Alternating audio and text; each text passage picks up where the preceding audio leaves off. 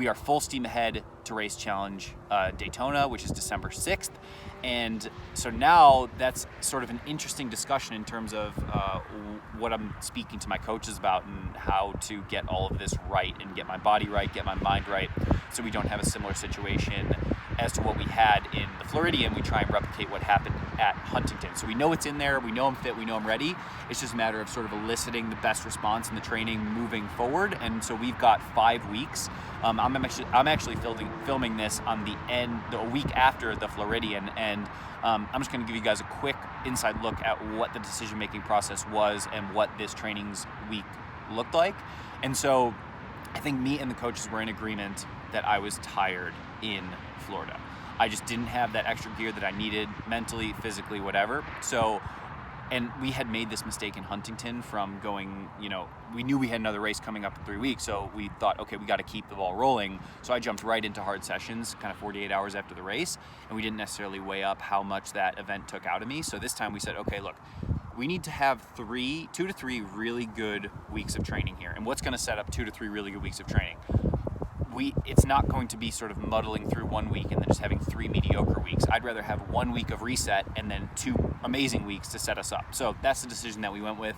This past week has just been same structure as I would have during a normal week, but we took out the majority of the intensity. I still swam with intensity in the pool because the swim's going to be so significant when it comes to that Daytona race. So we didn't really have any time to back off there, but all of the running and all of the cycling that I did was very aerobic, very steady, conversational pace, just sort of getting the miles in. And I'm really not an athlete that needs a hard reset in terms of a week off training completely. I love to train. I love doing triathlon. Swim, bike, run is such a massive part of my happiness in life. So it was just a matter of taking out sort of the grind aspect of it, of nailing super hard intervals, pushing myself to the absolute max. I think there's a time and place for that, and it wasn't this week. So we backed off the intensity. I still did 22 hours of training. So it wasn't a small week by any means, but it was definitely more of a flex week. And the key was for me to be physically feeling better, feeling rested, feeling ready to go, and also mentally being very hungry to push myself in the next couple weeks, because now is when the training for Daytona is going to start and when it's going to begin, and when sort of the icing on the cake is going to get put on, because we want to get really ripping for the event. And so that brings me to what the next couple weeks are going to look like for me. I already mentioned that the next 2 weeks are going to be super hard training, and some athletes are probably diving into 4 weeks of hard training leading into the event. But for me, we already know that I'm in good shape. My training this year has probably been different to most. I had felt very motivated through the entirety of the time when we were not racing, and so I feel like I have a step up on some of the other guys out there in terms of just the platform of fitness I'm launching from. So I don't feel pressure to sit here and do some insane training block, 4 weeks of absolutely nuts, lockdown, eat, sleep, train type thing. I think the next 2 weeks are going to be important. I think I need to train really hard. I definitely felt like I could afford this last week of sort of taking it a bit easier and letting everything come around.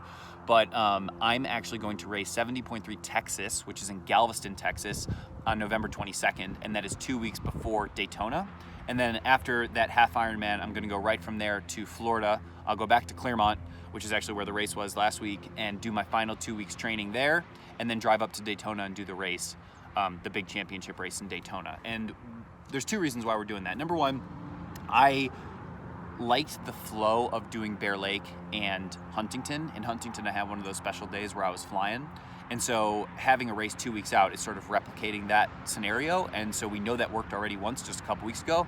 So we're just going to repeat that again, and try to repeat some of the training that we did, repeat the recovery, and sort of just play all those things similarly. And then the other piece is, I think when you have 4 weeks out from a big championship race, having done a lot of training already this year, I in the past have maybe made the step of going one step too far in terms of the hard sessions that I was doing leading into the race.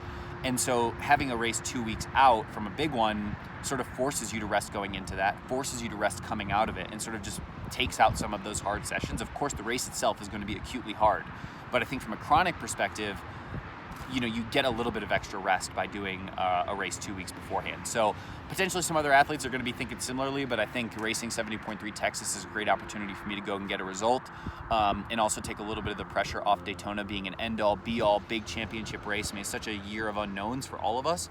I back myself. I think I can have a great race there, but it is going to be insanely competitive. So I would, I think a world-class performance could be 20th place in Daytona. I mean, just getting to the start line, I've already spoken about how difficult it was to just get there. So now the fact that I'm in the race, I'm just going to be happy to be part of it.